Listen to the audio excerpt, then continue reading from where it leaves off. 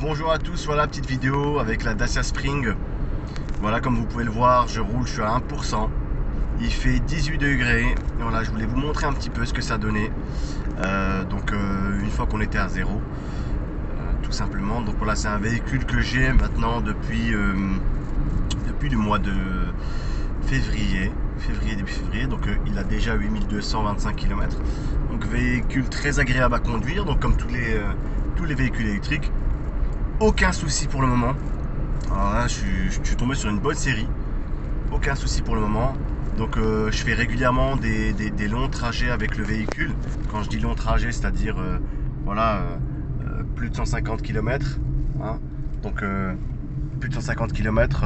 Voilà, je vais très souvent du côté de Strasbourg. Donc véhicule agréable. Agréable, rien à redire. Très économique aussi, hein, faut dire. Véhicule qui consomme peu. Voilà, petite batterie, hein, 27 kWh. Donc voilà, on va voir ce que ça donne quand ça va arriver à zéro. Comme vous pouvez le voir, l'affichage du kilomètre n'est plus indique rien du tout, voilà, tout simplement, n'indique plus. On voit la batterie qui clignote. Donc voilà, là je prends quelques ronds-points, donc c'est pour ça que je suis désolé. Ah, c'est un peu compliqué. Voilà. Je suis désolé pour la qualité, je fais ça en roulant. J'ai pris ça, je fais ça à l'improviste, tout simplement. Donc voilà, beaucoup de ronds-points. Donc sinon à part ça, voilà, très bon véhicule acheté j'ai commandé au mois d'octobre. Donc 9000, j'ai payé 9400 euros. Franchement, c'est donné pour un véhicule comme ça.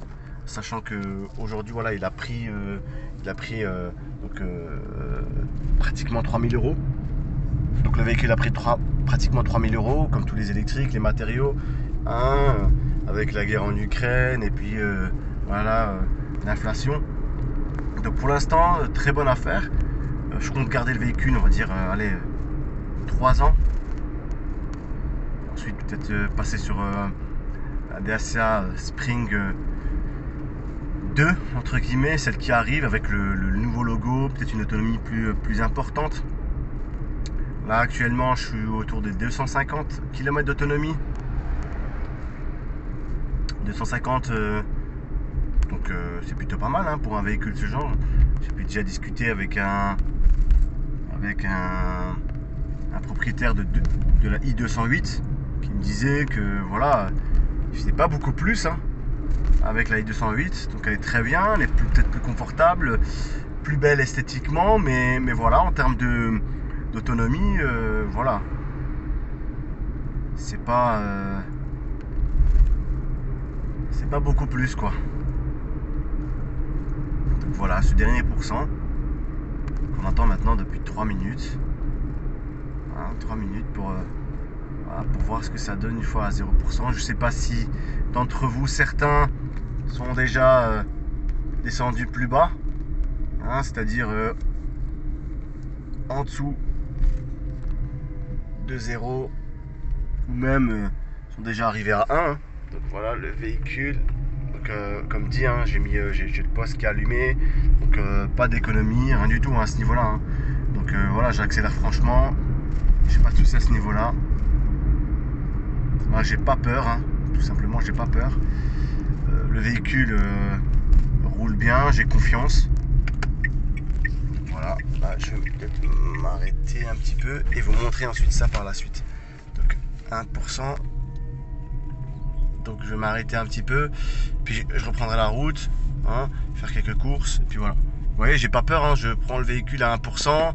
Certains diront la batterie, oui, la batterie, etc., etc. Bon, moi, c'est un véhicule que j'utilise tous les jours. Moi, je pense qu'un véhicule, il faut l'utiliser au max. Hein. Si déjà il n'y a pas beaucoup d'autonomie, et puis si on s'arrête à 20% et qu'on charge jusqu'à 80, franchement, honnêtement, c'est pas la peine d'acheter, pour ma part, hein, d'acheter un véhicule électrique pour faire, je sais pas moi, aller 100 km, quoi. Sinon, on achète autre chose, quoi. Bon voilà, je vous reprends dans quelques minutes et puis je vais aller faire quelques courses et je reviens, on va voir quand elle va descendre à 0% ce que ça va donner. Merci, à tout de suite.